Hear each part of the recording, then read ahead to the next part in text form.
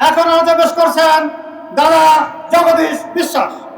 উপস্থিত আজকের এই ভবধাহ জনসভার সম্মানিত সভাপতি এবং অন্যান্য গণ্যমান্য ব্যক্তিবর্গ, আপনাদের কাছে আমার একটি আকুল আবেদন।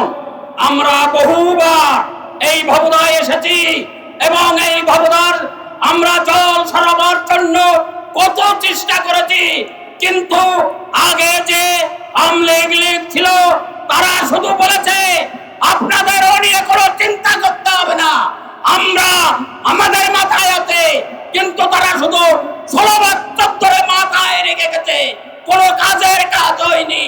আমরা শুধু এইবার আমাদের আমি অতি সুন্দরী ইউনিয়নের সভাপতি জামাত ইসলামের সভাপতি জগদীশ বিশ্বাস, আমরা এখন সবাই এই জামাতকে সাপোর্ট করে এই জামাতের পিছনে আমরা থেকে এই ভবধার জল সরাবার জন্য আমরা উঠে পড়ে লেগেছি।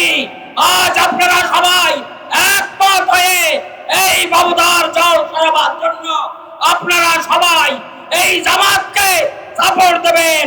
আমার একান্ত অনুরোধ, এই ছাড়া আমাদের আর কোনো পথ নেই। আমি এই বলে এখন আমার এই বক্তব্য শেষ করলাম। শুভেচ্ছা, ধন্যবাদ। উপস্থিত আজকে সবার সভাপতি এবং উপস্থিত আমার জামাত ইসলাম ভাইদের সকলকার প্রণাম জানিয়ে আমি দুটো কথা বলছি। আমরা 16.5 বছর আমলিগের শাসন দেখেছি, 9 বছর জাতীয় পার্টির শাসন দেখেছি, 13.5 বছর বিএনপি শাসন দেখেছি, কিন্তু আমাদের এইবার ইচ্ছা আমরা জামাতের শাসন দেখতে চাই। তারা ধর্মীয় দল, আমিও ধর্ম করি, অর্থাৎ আমি ওই ধর্মের দিকে এগিয়ে যাচ্ছি। আর আমাদের এই হিন্দু ভাইদের বলছি, এরা এক নৌকোয় ভোট দিতে প্রতিবন্ধী হয়ে গেছে, এক নৌকোয় ভোট দিতে। আমার মুসলমান ভাইরা 3 ভাইরা 3 দল করে, আর আমার এই জাতি এক দল করতে প্রতিবন্ধী হয়ে গেছে। এরা ভোট দেওয়া শিখুক, আমি এইটা চাই, জাতি ভোট দেওয়া শিখুক।